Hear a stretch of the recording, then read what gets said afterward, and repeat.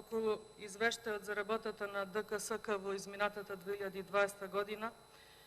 Вака доколку се разгледа, убаво изгледа естетски срочен, на преку 60 страници, со многу табели, со цитирање на многу закони и статистики, но во суштина покажува колку ДКСК, а и целиот систем за справување со корупцијата во Македонија ни е поразителен и затоа не случајно Република Македонија се наоѓа на дното во борбата со корупцијата.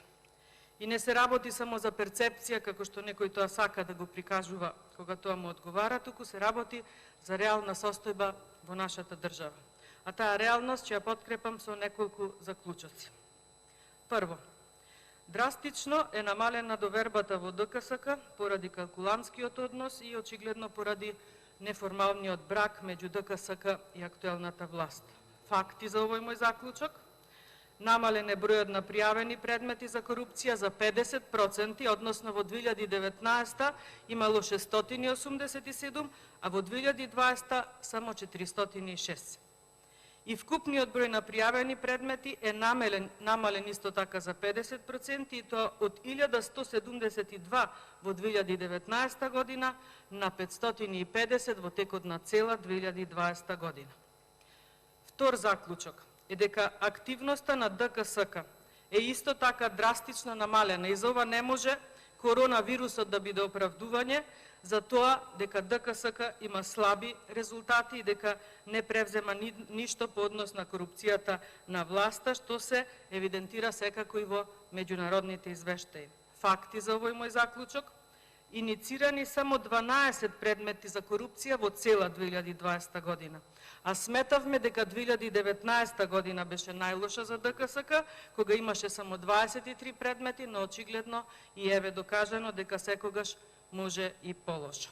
Исто така, вкупниот број на иницирани предмети е намален за 50%, односно во 2019 имало 254, а во 2020 година само 102 предмети.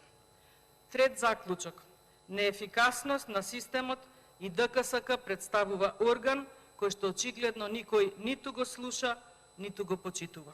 Факти за овој мој заклучок: ДКСК во 2020 година успеала да реши административно 378 предмети.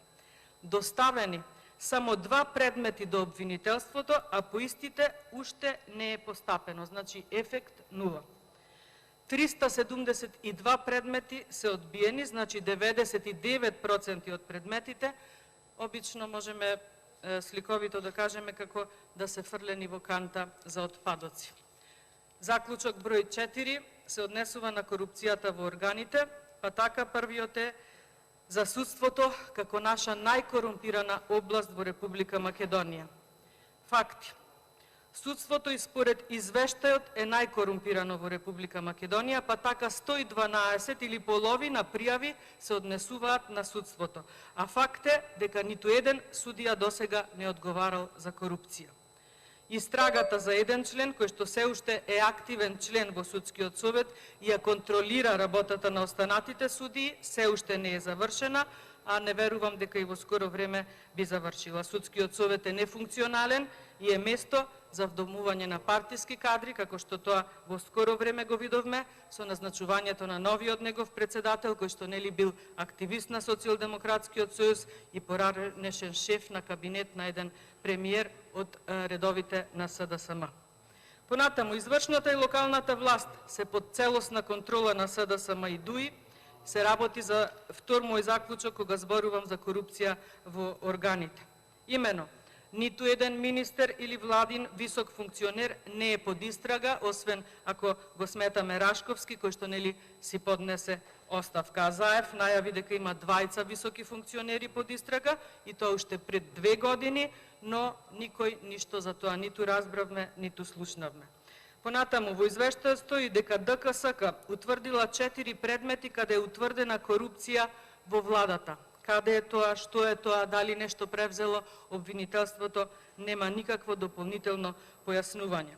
Понатаму, биле доставени 3 предмети за корупција во локалната власт, а во извештајот на ДКСК стои дека по нив не е постапено.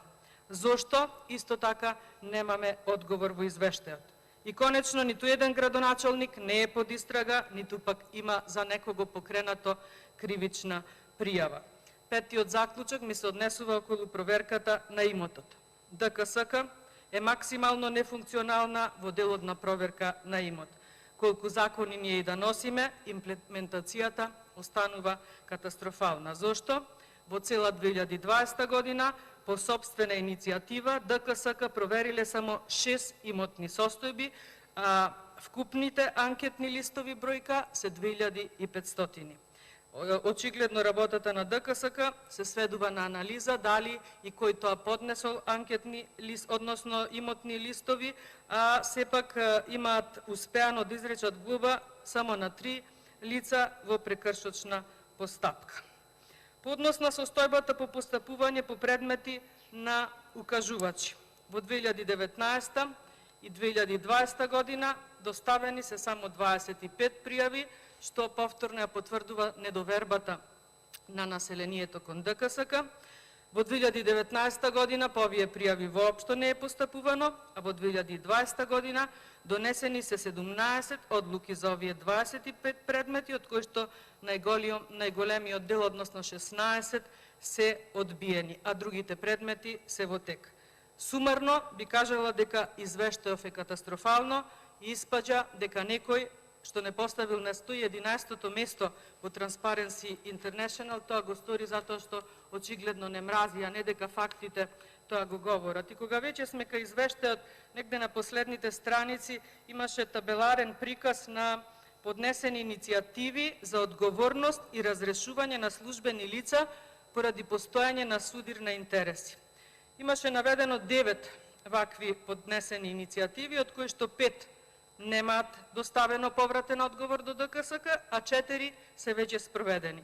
И последната мене најмногу ме интересира, а таа се однесува на собранието на Лекарската комора на Република Македонија, каде што, ако некој се сеќава на првата пленарна седница на пратенички прашања во овој парламентарен состав, постави прашање до министерот Филипче за тоа дали нема судир на интереси, што истовремено имаме во Република Македонија председателка на Лекарската комора на Република Македонија и директорка на Универзитетската клиника за гастроентерохепатологија, се работи за професор доктор Калина Старделова Гривчева. Тогаш министерот Филипче ми кажа дека воопшто не бил во тек, дека не ни знаел дека ДКСК има до него доставено барање, дека се работи за судир на интереси и еве до ден денес немаме никаква разрешница. Во државата Старделова Гривчева се уште си ги држи и двете функции, иако ДКСК се изјаснила дека постои судир на интерес. Јас навистина тогаш не знам зошто воопшто оваа институција и постои и одговара пред нас тука во собранието, кога нејзините надлежности се очигледно дотука, че постапи, че испрати некоја информација и случајот тука завршува. Нема доставено повратен одговор и толку. Жената сите си ја гледаме како успешно си ги води и двете функции, а тоа дека има судир на интереси очигледно на власта не ја засега. И затоа велам, може би некој не мрзи што се наоѓаме на 111-то место.